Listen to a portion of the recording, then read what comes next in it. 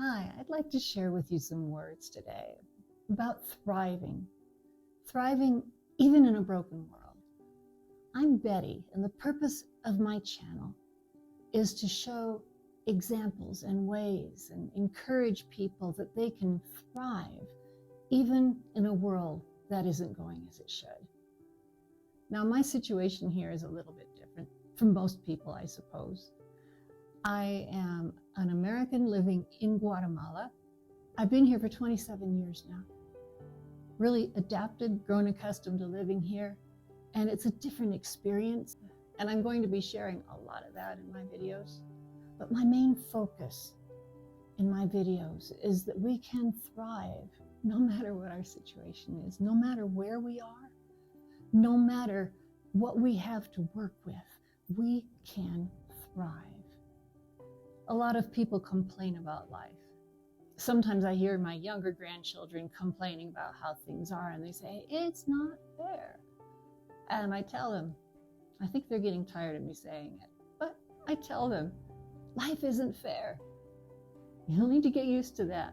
Life isn't easy, but life is good. Life is good because God's good.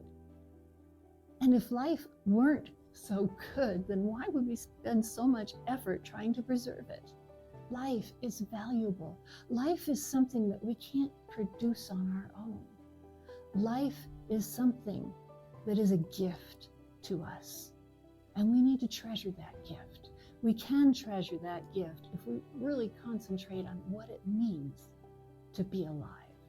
And we can thrive more than just being alive. We can live a life of thriving. Now, it's true that we live in a broken world, but even so, we can still find examples of beauty. We can find examples of good character. We can find examples in people of the things that we value and the things that we want to become.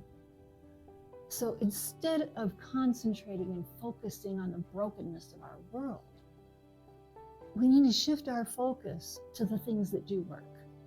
Shift our focus to the things that are not broken. Shift our focus even to the things that we can repair, the things that we can do to improve the world around us and to improve the life of the people around us.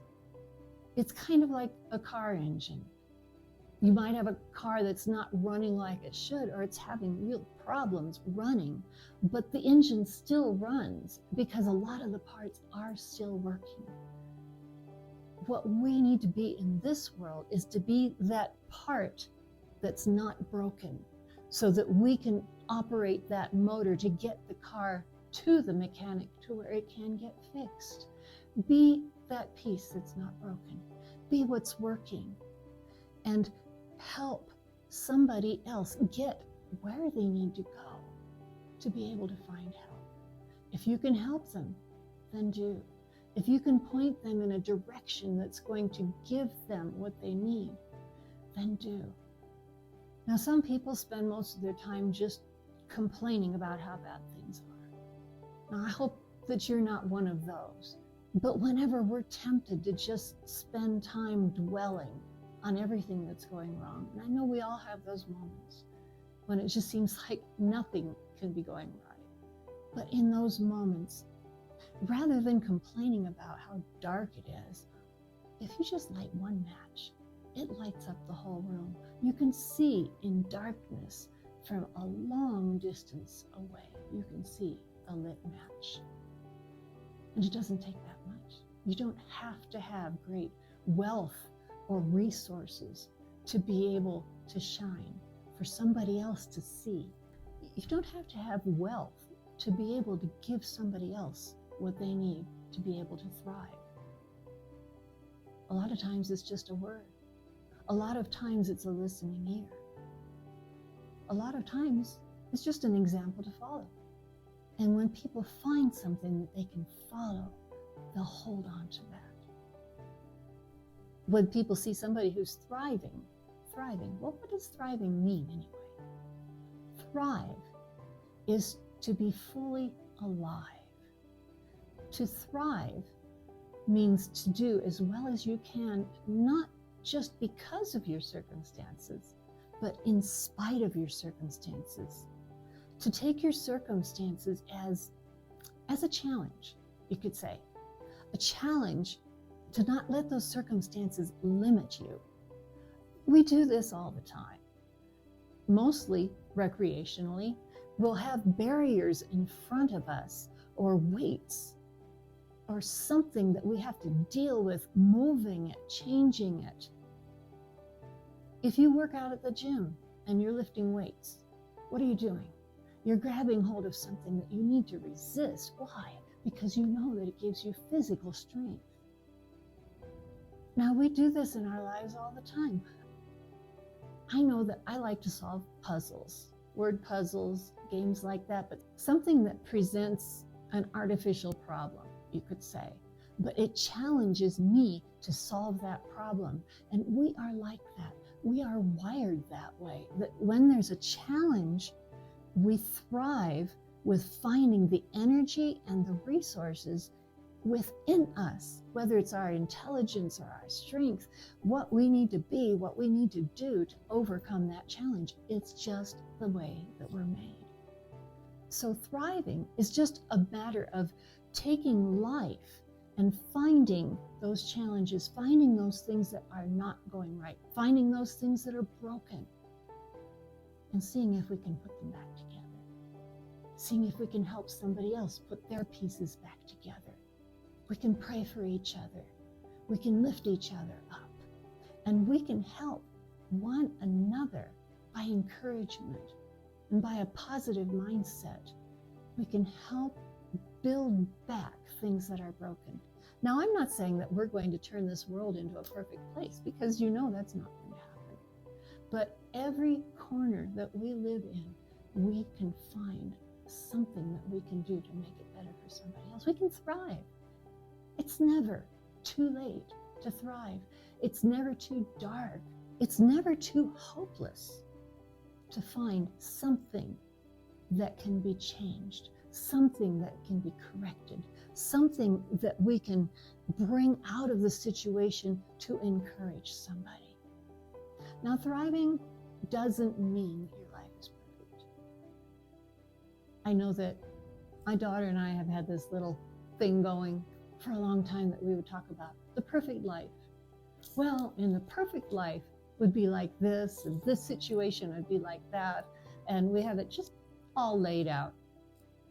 It's a joke, of course, but the perfect life is an end product. Thriving is not an end product. Thriving is not your destination. Thriving is the journey. It's the way that you get there. Thriving is not a product, but it's a process. Thriving is what we go through, and the way we go through it, and the ability that we have to pull strength from challenges and to be able to enter the next phase of our life with strength and with hope. Now, if you can get enough hope to where you're overflowing with it and you can share some of that hope with somebody else, then you're getting somewhere. And it's impossible to share hope with somebody else without getting it back for yourself. It's just that law of sowing and reaping. You know that.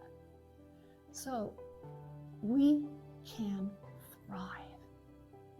We can look for ways to build the lives of the people that are around us. We can look for ways to make those small changes that benefit other people. Thriving is definitely an attitude. It's an attitude that sometimes you have to adopt. Sometimes, I think every time, you need to make a decision that I will thrive. I will take this situation. I will take these circumstances, and I will find the strength that is in that circumstance that's trying to pull me down, and I will use that same power, that same strength to pull me up. With God's help, we can do that.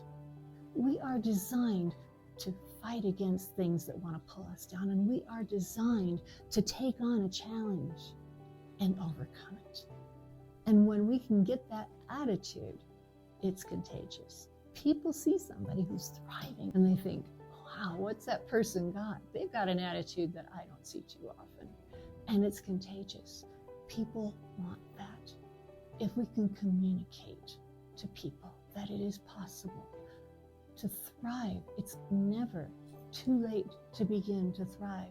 Now, if you're at a stage of life where you think that it's just not worth trying because, well, I don't have that long left. I've heard some people talk like that when they're late 40s or 50s. They say, oh, well, I don't have that much of my life left. Why should I even try? But even at my age, right now I'm 68 years old, and I've got a lot of life in front of me, a lot of life left to live. And that's why I'm trying to convince you that it's not too late. It's not too late because of your situation. It's not too late because of your age. It's not too late because of how hopeless things seem. It's not too late to focus on thriving. It's not too late to know that we have a God that's on our side and that's with us in everything that we're going through, to give us the strength and to give us the power that we need to live a thriving life.